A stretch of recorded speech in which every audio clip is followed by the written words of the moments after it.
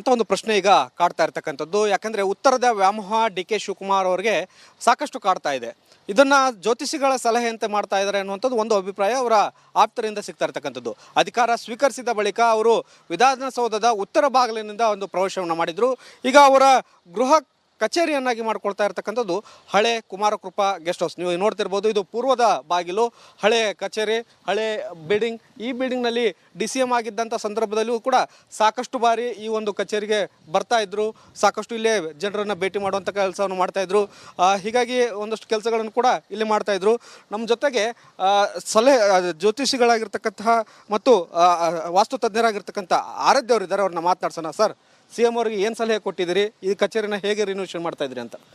ಮಾಡ್ತಾ ದೇವಮೂಲೆ ಎಂಟ್ರಿ ಕೊಡ್ತಾ ಇದ್ದೀವಿ. ದೇವಮೂಲೆಯಿಂದ ಎಂಟ್ರಿ? ಹೌದು. ಉತ್ತರ ಬಾಗಿಲ? ಉತ್ತರ ಬಾಗಿಲ, ಈಸ್ಟ್, ನಾರ್ತ್ ಈಸ್ಟ್ ಬಾಗಿಲು. ಹೌದು. ಹಾಂ, ಮತ್ತೇನೇನು ಸಲಹೆ ಕೊಟ್ಟಿದ್ದೀರಿ?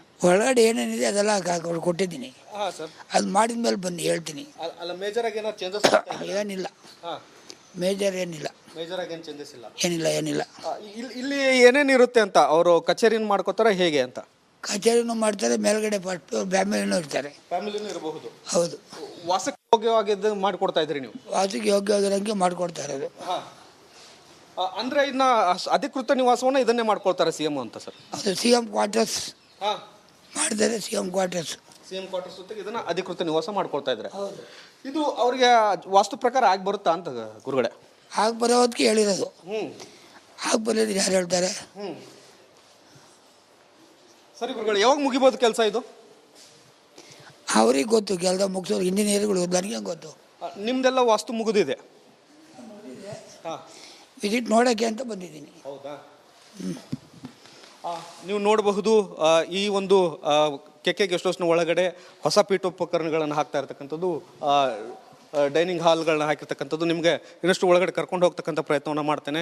ಈ ಒಂದು ಹೊಸದಾಗಿ ಪೀಠೋಪಕರಣಗಳನ್ನ ಹಾಕ್ತಾ ಇದ್ದಾರೆ. ಇಲ್ಲಿ ಅವರು ಮುಖ್ಯವಾದಂಥ ಹಾಲನ್ನು ಮಾಡ್ಕೊಳ್ತಾ ಇದ್ದಾರೆ. ಅದನ್ನು ಕೂಡ ನಿಮಗೆ ತೋರಿಸುವಂಥ ಪ್ರಯತ್ನವನ್ನು ಮಾಡ್ತೇನೆ.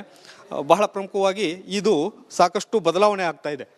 ಇಲ್ಲಿ ಡೈನಿಂಗ್ ಹಾಲ್ ಇತ್ತು, ಬಂದಂಥ ಅತಿಥಿಗಳಿಗೆ ಈ ಒಂದು ಡೈನಿಂಗ್ ಹಾಲ್ ಮುಖಾಂತರನೇ ಊಟದ ವ್ಯವಸ್ಥೆ ಆಗ್ತಾಯಿತ್ತು. ಇದನ್ನು ಪರಿವರ್ತನೆ ಮಾಡಿ CM ಅವರ meeting hall video conference hall ಮಾಡ್ಕೊಳ್ಳುವಂಥದ್ದು, ಗೃಹ ಕಚೇರಿಯಲ್ಲಿ ವಿಡಿಯೋ ಕಾನ್ಫರೆನ್ಸ್ ಹಾಲ್ ಮಾಡ್ಕೊಳ್ತಕ್ಕಂಥದ್ದು.